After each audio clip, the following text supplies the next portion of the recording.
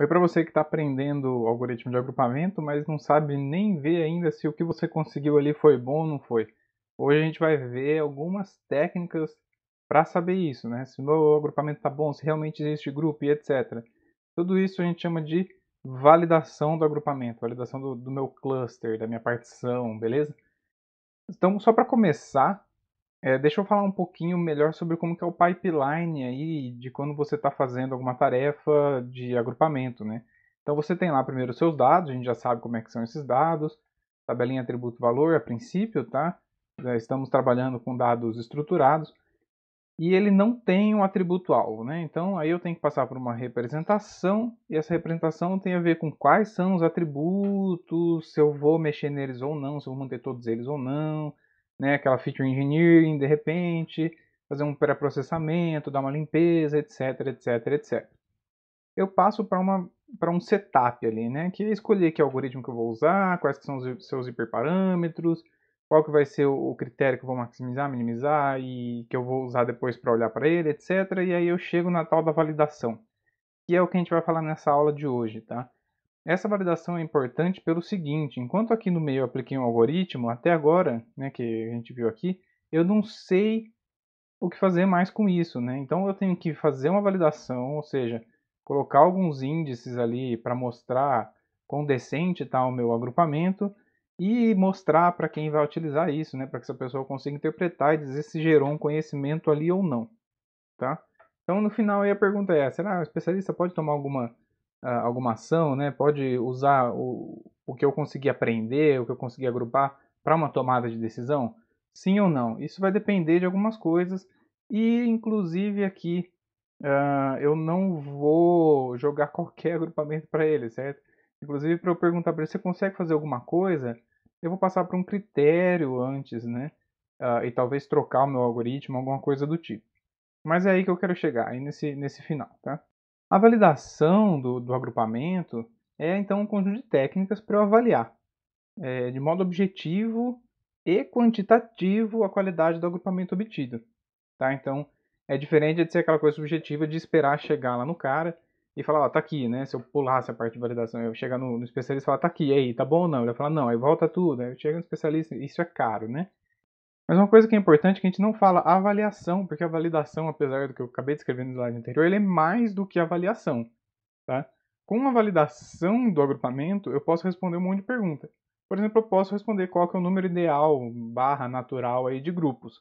A gente já viu um pouquinho disso lá no Caminhos, tá? Mas eu vou expandir isso um pouquinho. Aí, isso sim é avaliação, né? Qual que é a qualidade dos grupos que eu encontrei ali depois que eu executei meu algoritmo. E uma coisa que é muito importante, a gente realmente encontrou o grupo? Porque eu posso simplesmente, se eu estivesse falando sobre avaliação, eu poderia comparar dois algoritmos ali e falar, esse aqui está melhor que o outro, então eu vou usar esse aqui. Mas será que ele tem grupos de fato? Ou será que aquele índice não significa nada? Né? Será que aquela qualidade ali não tem muito significado? A gente vai ver um pouquinho de tudo isso aqui. Primeiro eu vou ler essa frase, não é nova, tá? Ela é de 88, mas ela encorajou, apesar de ela terminar, né, falando aí exatamente sobre coragem, né? Então, ela encorajou, meio que ironicamente, várias das coisas que eu vou falar aqui nessa aula de hoje. O Jain, ou Jane, né, e o Dubs, ou Dubs, eu não sei exatamente a pronúncia do nome deles, lá em 1988, eles falaram, hoje tá difícil, hein? Eles falaram que a validação de clustering é a tarefa mais difícil e frustrante quando você faz análise de agrupamento. E aí ele fala, né, com um grande esforço nessa direção, a análise de agrupamento, desculpa, sem um grande esforço nessa direção, a análise de agrupamento vai continuar sendo uma black art, né, acessível somente para aqueles true believers, aqueles que realmente acreditam e que têm experiência e incrível, grande coragem. É um pouco exagerado, mas de fato faz sentido, né? Em 1988 fazia muito sentido. A gente vai falar então sobre critérios de validade, né? Como é que eu faço a validação? Usando critérios de validade. E eles estão em três categorias: externos, internos e relativos. E aí a gente vai usar a nossa grande coragem para ver tudo isso aqui. Primeira coisa são os critérios de validade que são externos. Eles dependem de uma informação a priori, né? Um ground truth aí. Então, você sabe o que esperar do seu agrupamento, você executa o seu algoritmo e compara o que você estava esperando com o que você conseguiu ali, tá? E como é que você faz isso? Você faz isso com um grau de correspondência entre grupos. Para ficar mais claro, imagina que a gente tem, né, gráficos como esses daqui, que a gente usa muito em classificação, que tem as cores aqui dos pontinhos. Nesse caso, não necessariamente é classe, tá? Mas eu quero dizer o seguinte, todo mundo está com esses pontinhos verdinhos aqui, eles pertencem ao mesmo grupo, deveriam pertencer. Todo mundo está no amarelinho, deveria pertencer ao mesmo grupo, todo mundo no roxinho, mesmo grupo, e assim por diante, certo? Só que acontece é o seguinte, isso aqui não é classe, então não tem 1, 2, 3, eu não mostro isso para o meu algoritmo, isso aqui é uma cor só para representar visualmente. Então como é que eu faço para dizer, quando esse ponto aqui, né, ele é associado a um determinado grupo, como é que eu faço para dizer que eu acertei ele? E de novo, não tem uma classe, não tem, isso aqui é da classe 1, aí eu olho classe 1, que nem eu faço com a acurácia, precisão, etc, bateu, não bateu, não dá para fazer isso, tá? O que eu faço nesse caso é um pouquinho diferente. Deixa eu fazer só um disclaimer antes, né? Apesar do agrupamento ser um problema não supervisionado, tá? Esses critérios que eu falo, eles consideram que já tem algum agrupamento desejado conhecido. Isso nem sempre é uma suposição real que dá para acontecer na prática, tá? Mas eu vou discutir isso ao longo dessa aula aqui. Esse conhecimento, né, ele vem de alguns jeitos diferentes. Então, por exemplo, reconhecimento visual dos grupos. Eu posso plotar ali, eu posso usar técnicas de redução de dimensionalidade ou não, etc. Posso fazer um plot parecido com o que eu acabei de mostrar agora há pouco e ver se os clusters estão bem separados, etc. Né? E aí dizer, realmente, todo mundo aqui é do mesmo cluster, todo mundo aqui é do mesmo cluster e não tem intersecção, etc. Tá? Posso perguntar para o especialista de domínio antes, tá? Não depois do meu agrupamento, senão eu passo a validação naquele pipeline que eu mostrei antes. Posso usar dados de benchmark. Dados de benchmark significa que são dados disponíveis, abertos, etc. Que já uma das duas coisas aqui, né, foram utilizados, ou talvez a última, que serve para você comparar um novo algoritmo que você está propondo com alguém que já propôs outro e tem esses dados na literatura e assim por diante. Como que colocaram os gold labels aí, o ground truth, né? Não importa muito. Esse último aqui, ele só serve mesmo para você comparar dois algoritmos. Na real, isso aqui não existe, tá? Tem muita gente que faz o seguinte, pega datasets, né, conjunto de dados, que são de classificação e supõe que cada classe é um cluster. Então todo mundo que é da classe 1 tem que estar no mesmo cluster, todo mundo que é da classe 2 tem que estar no mesmo cluster. Quem é da classe 2 não pode estar no mesmo cluster que a classe 1 e assim por diante. Nem sempre isso é verdade, porque às vezes a sua classe está separada em mais de um cluster. Às vezes tem cluster que tem intersecção entre as classes e assim por diante, tá? Então isso aqui é só para você ter um pouquinho de ideia ali da qualidade do algoritmo que você está propondo, mas não é uma suposição lá muito real. E aí existem vários critérios de validação externa, tá? Então, Range Index é o mais famoso. Eu vou falar sobre o Range Index ajustado. Tem o JACAR, que a gente vai falar também.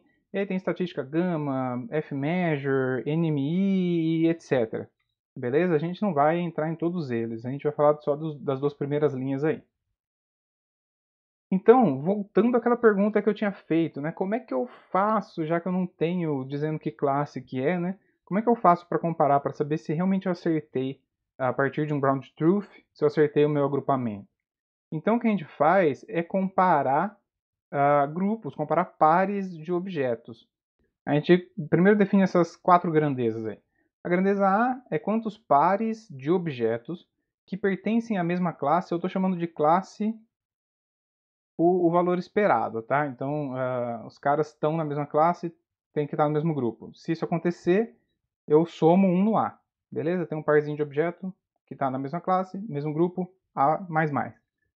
Se eles pertencem à mesma classe, ou seja, deveriam estar no mesmo grupo, só que o meu agrupamento, meu algoritmo de agrupamento, coloca eles em grupos diferentes, eu somo no B. Se eles pertencem a classes diferentes, mas meu agrupamento colocou eles no mesmo grupo, né, na minha partição lá eles estão juntos, então eu somo no C. E se eles são realmente diferentes, né, não eram para estar no mesmo grupo, e eu disse que eles não estão no mesmo grupo, eu somo aqui no D. tá? E aí eu consigo fazer algumas medidas. A primeira delas é o Range Index, o RI. Então, para ficar mais claro aqui, né? Tenta você primeiro calcular o RI, mas se você não entendeu muito bem, espera que eu já vou fazer, tá? Nesse exemplo que está aqui do lado, os formatos, né? Então quadradinho aqui e bolinha, são as classes. Quer dizer, eu disse a priori que eu queria que esses 4 objetos estivessem no mesmo grupo e esses 4 no mesmo grupo, tá? Num grupo diferente dos da bolinha. Só que eu rodei um algoritmo de agrupamento, ele disse para mim ali por algum jeito que o melhor para mim seria ter 3 grupos, e os 3 grupos que ele deu são esses daqui, os brancos, os cinza escuro e os cinzas claros. E aí eu vou fazer uma contagem aqui, tá? Quantos pares que eu tenho que pertencem à mesma classe e estão no mesmo cluster? 1 com 2, 1 com 3, 3 com 2, certo? Eles pertencem à mesma classe e estão no mesmo grupo. 5 com 6, 7 com 8. Então eu tenho 5, A igual a 5. Só para dar para ter mais certeza, né, do que está acontecendo aqui, para entender melhor, vou fazer o B também. Número de pares que pertencem à mesma classe, só que estão em clusters diferentes. Então, o 4 pertence à mesma classe que o 2, mas está em cluster diferente. O 4 com 2, o 4 com 3. Perdão, é o 4 com 2, 4 com 1, 4 com 3. Certo? Mas eu também tenho o 5 com 7, 5 com 8, 6 com 7, 7 com 8. Então eu já tenho 7 aqui. Vamos ver se é isso mesmo. Contei certo, ainda bem. Senão eu ia ter que voltar e ainda por cima editar o vídeo. Mas é isso, tá bom? Então tá aqui o Range Index calculado. Existem alguns problemas com o Range Index. O maior deles, pensando numericamente, etc., é que existe um viés aí, de que quanto maior o número de grupos, maior o Range Index. Isso não é exatamente monotonicamente crescente, etc., mas existe essa tendência, tá? Se você for fazendo clusters parecidinhos ali, né, só separando, etc., algumas coisas, pelo seguinte, o A e o D têm pesos iguais, tá? O termo D, que é aquele lá que eles estão em classes diferentes e clusters diferentes, tende a dominar o valor do índice. Se eu colocar o número de clusters igual ao número de exemplos, né, eu tenho um monte de singletons, esse D vai crescer muito, porque ele vai ser o equivalente ao número de todos os pares, né, de uma classe para outra, tudo bem? Então esse D tende a crescer bastante. E onde entra o D? Aqui, né? Ele vai aumentar bastante aqui o numerador e também o denominador, mas então nem tanto. Mas o que importa é que ele vai dominar o seu índice, tá? Então, para tirar esse viés, existe o índice de Jacquard, que é simplesmente tirando o D da jogada. Aí eu peço que vocês calculem o índice de Jacquard aí. Tá facinho, visto que eu já contei A, B, C e D para vocês, o D não precisa. E tá aqui o índice de Jacquard. Então, para essa partição, vocês lembram quanto que era o Range Index? Volta tudo aqui. Era 0.6785. O Jacquard é 0.3571. E daí? Meu algoritmo aí achou uma boa partição? Não achou uma boa partição? 0,35 de Jacquard é bom? Não é? Essa é uma pergunta difícil de responder. Mas tem a ver com isso aqui. Nem o Range Index, nem o Jacquard, eles são ajustados para o acaso. O que significa? Significa que existe um valor esperado para cada conjunto de dados aí que eu consigo obter para Jacquard ou para Range Index se eu fizer uma partição aleatória, né? Então, na verdade, eu posso até brincar aí, né? O valor esperado tem a ver com eu fazer infinitas partições aleatórias e pegar média e etc, né? Não vou entrar muito nessa questão de valor esperado, mas o ponto é, se eu fizer uma partição aleatória, eu chutar quem está em cada grupo, eu consigo um range index igual a x. Eu consigo um Jacquard igual a y. Tudo bem? Então, é mais interessante eu fazer alguma coisa que seja relativa ao ganho ao índice esperado, né? Então, com isso, eu consigo saber se o meu grupo é útil ou não. Então, se eu ajustar pelo valor esperado e dar um número muito baixo, eu falo, isso aqui não é útil, isso aqui é praticamente uma partição aleatória. Se der um valor muito alto, eu falo, não, beleza, pelo menos comparado com a partição aleatória, eu estou bem diferente, eu ganhei alguma coisa. Então, o critério ajustado é isso aqui, né? eu tenho o critério, por exemplo, Jacar. Eu tenho Jacar menos o valor esperado do Jacar. Aí eu tenho o máximo menos o valor esperado do... O máximo, né, possível menos o valor esperado para aquele conjunto de dados de determinado critério. O Adjusted Range Index tem a ver com isso. Ele é bastante utilizado, né? E para nossa sorte, a gente não precisa ficar vendo o que é valor esperado, etc. Alguém já fez isso para a gente, calculou e já fez o Adjusted Range Index para a gente, né? Então esse aqui é o ARI, né? MN, desculpa, M eu defino aqui, né? Que é NN-1 sobre 2, que é todos os pares lá, que é igual a mais B mais C mais D. Tá bom? Então, quando eu faço esse ajuste aqui para o Range Index com o valor esperado calculado aí por Hubert e Arabi, eu chego nesse valor. Beleza?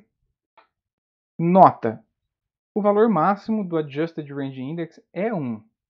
Beleza? O valor mínimo não é 0. Por que não é 0? Porque tem essa subtração aqui, né? Na verdade, tem essa subtração aqui.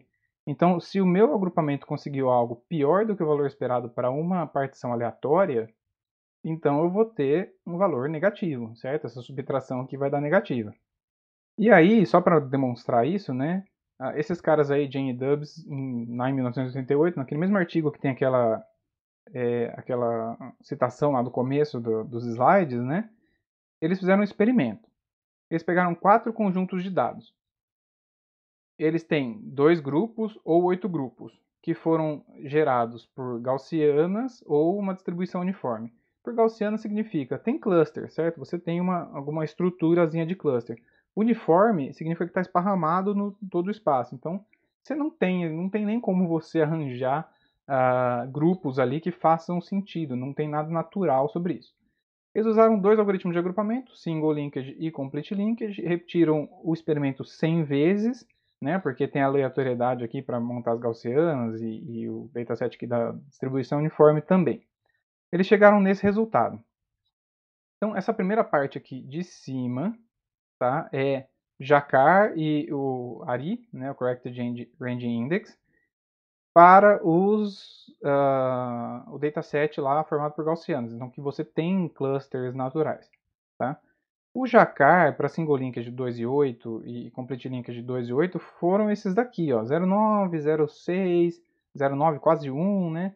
0,86 e são bons índices, esse aqui parece que não. Olhando para esses resultados, né? Para o cara de 2 grupos, eu posso falar que desculpa, esse aqui, né? Eu posso falar que o complete linkage foi um pouco melhor e para o cara de 8 grupos eu posso também falar que o complete linkage foi melhor. Faz sentido, porque são gaussianas, certo? E esse cara aqui acha grupos mais globulares, gaussianos se não esticou muito, o complete linkage consegue achar, né? E aí para o Corrected Range Index eu consigo tirar conclusões parecidas, tá? Então os valores aqui são relativamente altos e etc. Só que acontece o seguinte, quando eu vou para os dados mais que ele chamou de random, que é distribuição uniforme, e eu vou aqui para o single linkage, eu consigo um valor aqui, ó, 0,5. Aqui eu tinha um cara, 0,6, né? 0,1, 0,3, 0,068. É meio difícil saber agora se isso aqui está decente ou não está decente, né? Tá bom ou não tá bom? Se eu for para o Corrected Range Index, ou Adjusted Range Index, eu consigo esses valores absurdos aqui, de 0,00027. Então os caras começam a aparecer na casa lá para frente, né? Isso se eu fizer com single linkage. No complete linkage, eu consigo até valor negativo. Ou seja, seria melhor eu fazer uma partição aleatória do que eu ficar tentando usar o complete linkage. E aí eu deixo para vocês aí esse problema, né? Calcule esse exercício, calcule o Adjusted Range Index usando esse exemplo que está aí. Vamos falar agora sobre critérios de validade internos, tá? Esse cara considera o seguinte, na prática, eu escrevi de maneira geral, mas eu deveria dizer que é na prática, né? Quando você está num problema que você precisa fazer análise de agrupamento, você não tem um ground truth, né? Você não tem uma estrutura de referência para você validar o resultado que você obteve. Logo, você não pode depender de coisas que o Range Index e o Jacar dependem.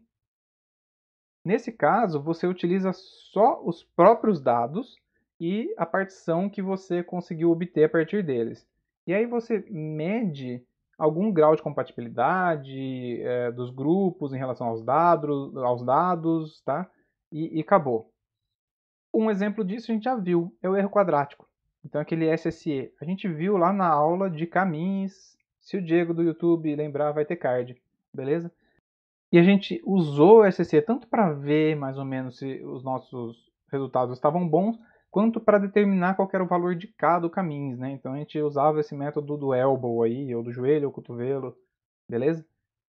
Quando você tem um critério de validade relativo, você também pode comparar dois ou mais resultados com carinho, tá? Porque, por exemplo, nesse exemplo que a gente também usou, de uma figura que está lá no livro texto, né? A gente poderia comparar o B com o C.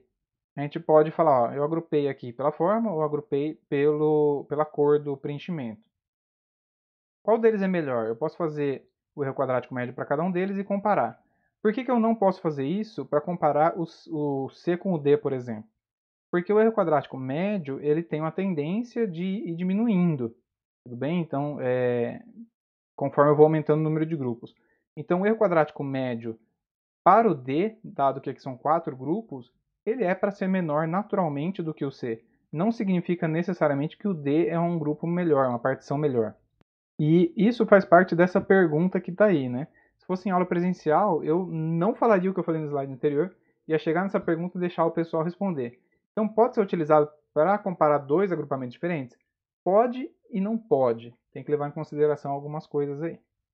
O jeito melhor para a gente comparar partições diferentes, a gente vai para um outro critério de validade que é dos relativos, né? Da categoria dos critérios de validade relativos. E eles são capazes de avaliar individualmente uma partição, ou quantificar essa avaliação através, ou não, né? Quantificando essa avaliação através de um valor numérico, e que você pode comparar, né, duas partições diferentes e assim por diante. Então você pode olhar para várias partições diferentes e dizer essa é melhor que aquela é melhor do que a outra e assim por diante. Tudo bem, essa é a primeira vez, né, esse é o primeiro tipo de critério que você realmente pode fazer isso sem depender de ground truth. Eu vou falar só de alguns índices, tá? Então, o primeiro deles, que é até que bem utilizado, é o índice de Dunn. E ele é bom para a gente entender melhor como é que funcionam esses critérios relativos, tá? Ele é baseado entre distâncias intergrupos e distâncias intragrupo, tá? A ideia é a seguinte, se eu pegar a menor de todas as distâncias intergrupos, isso aqui é aquela distância do single linkage, né? Se eu quisesse fazer um single linkage aí, qual seria o próximo cara que ia ser agrupado, né? Quais seriam os dois grupos no caso? Seria esse com esse grupo aqui. Com qual distância? A distância entre esses dois pontos. Então, de novo, nesse caso, eu considero qual que é a distância entre dois grupos. É a menor distância entre todos os pares de pontos nesses dois grupos, tá? De novo, é igual ao single linkage. Aí eu pego de todas essas, de todos os pares, etc. Eu pego a menor delas e eu vou chamar esse cara de S. Tá? No próximo slide eu chamo de delta, mas tudo bem. E aí o G é o diâmetro dos grupos. Tá? O diâmetro é o seguinte, é a distância entre dois pontos do grupo que maximiza, né, esse critério. Então, quer dizer, dentro de um grupo eu tenho um diâmetro. Esse diâmetro é dado pela maior distância entre todos os pares. Eu tenho isso para cada um dos grupos. E aí eu pergunto o seguinte, se eu pegar a menor S-dist aqui, de todo mundo, ela tem que ser grande ou tem que ser pequena? Ela tem que ser grande, certo? Porque aí eu estou falando que os clusters estão bem separados, tem uma diferença nítida entre os grupos. E os diâmetros? Os diâmetros seria ideal que fossem pequenos, né? Porque eu estou falando que os meus clusters, os meus grupos, eles são compactos. Então aqui, os valores, os critérios de validade relativos geralmente consideram essas duas coisas. Separação entre os clusters e compactação ou homogeneidade entre os grupos, entre os pontos do mesmo grupo, tá?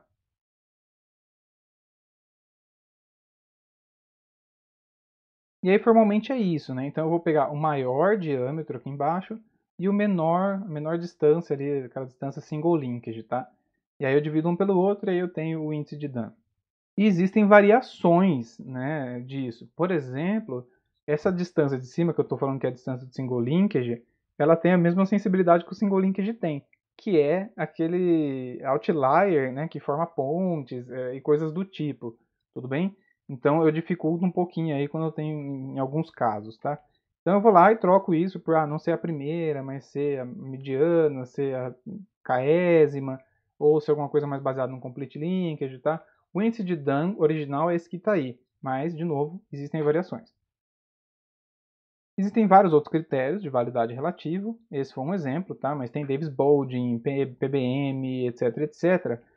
Só que o mais utilizado na literatura, e eu estaria a dizer assim que de longe, né, sempre que eu vejo agrupamento, eu vejo o pessoal usando, é silhueta.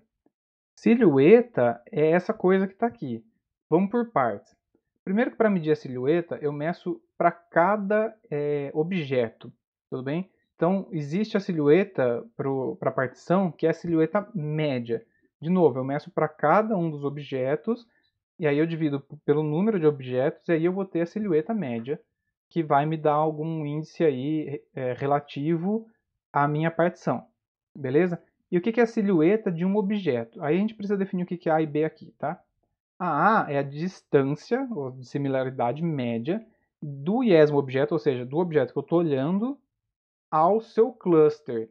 Ou seja, eu vou medir a distância entre o meu objeto para todos os outros objetos que estão no mesmo grupo e tirar uma média, certo? Isso aqui tem que ser alto ou isso aqui tem que ser baixo?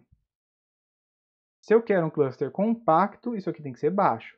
Beleza? Por isso ele está subtraindo aqui. Ó. Se ele for alto, ele vai diminuir a minha silhueta. E o B é a dissimilaridade média do iésimo objeto ao cluster mais próximo. Então, eu pego esse meu objeto, eu meço a distância dele, né, ele está no grupo A. Eu meço a distância dele para todos os objetos no grupo B. Deu X. Eu meço a distância dele para todo mundo no grupo C. Deu Y. Aí eu pego o menor entre x e y, beleza? Então, assim, por isso que é o cluster mais próximo. Eu quero que a distância de um objeto para os pontos de outro cluster que está relativamente próximo seja alto ou baixo. Eu quero que seja essa distância, né, seja alta. Então, por isso o B está positivo aqui. O ideal é que isso aqui seja bem alto, beleza? Para eu subir o meu valor da silhueta aqui. E quando eu tenho singletons, que eu não consigo, né, calcular isso aqui, aí eu falo que é zero. Existem variações desse critério da silhueta. Um exemplo está aqui, que é a silhueta simplificada. Parece muito com o slide anterior. Cadê a diferença, né? A diferença está aqui, ó, no BI. Então, enquanto antes, para o BI, eu calculava a média de cada ponto para todos os outros clusters, ou seja, eu tinha que calcular a distância entre todo mundo, agora eu calculo um centroide para cada grupo, e aí o B é dado pela distância entre o objeto e o centroide de outro grupo mais próximo a ele. Tá? Isso diminui a minha complexidade para calcular o índice aí, e sem perder muito, tá? A gente continua tendo um bom critério de validade relativa. Uma coisa que é relativamente bastante utilizada aí são esses silhouette plots. Então, o que você faz, né? Você calcula a silhueta de todos os pontos e plota eles. Então, para o grupo 1, aqui eu estou fazendo com dois grupos, tá? Então, para o grupo 1, eu calculo aqui a silhueta de todos os objetos, ploto ela aqui, está ordenada, né? Dá para ver. Faço a mesma coisa para o grupo 2 e tal, e aí eu tiro uma silhueta média e traço uma linha aqui. É comum fazer isso para diferentes algoritmos, e no caso do exemplo aqui, tá, que vocês podem seguir o link aí embaixo, o que faz aqui, o que o cara está fazendo aí embaixo, né, na documentação do scikit-learn, é decidir o número de grupos através disso. Silhueta não tem o problema do SSE, né, que a tendência é realmente diminuir. A silhueta varia. Então você pode simplesmente pegar a maior silhueta de todas e falar, olha, eu testei para 2, 3, 4, 5, 6, 7, 15 grupos e a minha silhueta maior deu para 5. Então eu vou lá e escolho o número de grupos como 5.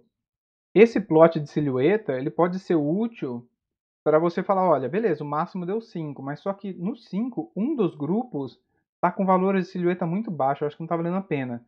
Teve um outro que deu um valor de silhueta bem pouco menor, só que a distribuição da silhueta dos objetos em cada cluster está melhor, então eu vou preferir a outra. Né? Dá para ser feito isso de forma visual. Então é legal esse tipo de interpretação aí de resultados, tá? E só para finalizar, né, eu quero dizer que essa aula é muito curta para falar sobre validação de agrupamento. O que eu sugiro para vocês é ir dando olhada em mais coisas, mas como critérios relativos, talvez eles sejam melhores, aí tem vários motivos que eu coloquei durante a aula, eu acho que uma coisa boa para começar a se explorar, entender melhor esses critérios, é esse artigo que está aí. E essa é a primeira e última aula aqui, a despedida, é dizendo explorem que nem adora e deixar um artigo, beleza? É isso.